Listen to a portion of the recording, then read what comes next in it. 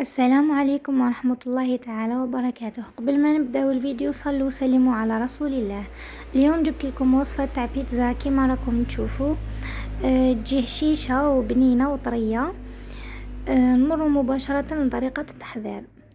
في ريسيبيو عندي ملعقة سكر، ملعقة خميرة فورية، كاس ماء، نخلوهم يتفاعلوا مع بعض واحد ل5 دقائق. هنايا ضفت لهم 2 كيسان من الماء، ملعقة من الملح،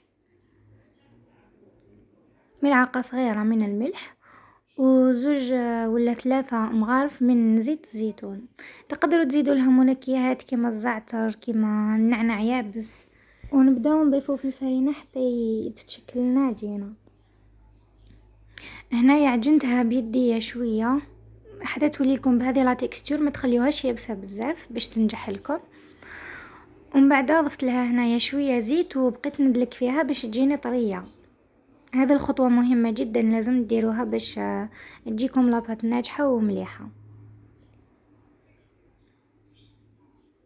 اذا بقيت ندلك فيها هكا حتى ليمتها كامل.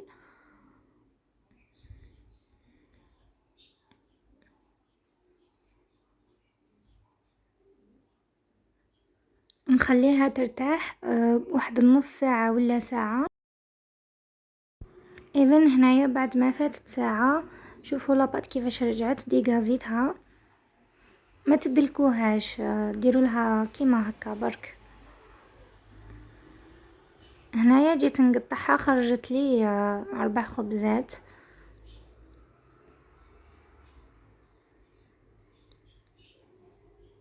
نشكلهم كويرات ونخليهم يريحوا شويه.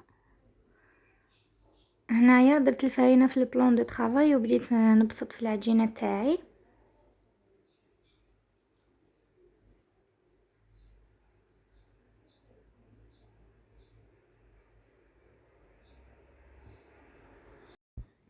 اذا هنايا حطيت العجينه تاعي في بلا كنت دهنته ديجا بالزيت ودرت له الفرينه. وتقدروا ديروا بابي كويسون نورمال ما تلصقش. هنايا كاختيار حبيت ندير لها الفلفل الحار ودرت لها الفلفل الحلو. درت طبعا طبقه من الفرماج اي نوع عندكم. زدت لها هنايا قطع من الدجاج كنت قليته في الزيت عادي. ودرت لها الزيتون. شوفوا هنايا مع الاخر كيفاش طابت لي، يعني هايله. نسيت ما قلت لكمش باللي ربيت لها الشحمه من الفوق جات بنه هايله. وشوفوا لي هذيك لاباط كيفاش دارت هذيك الفقاعات. هذا دليل على انه يعني وصفه ناجحه وجات طريه وبنينه تحفه. ان شاء الله تنال اعجابكم.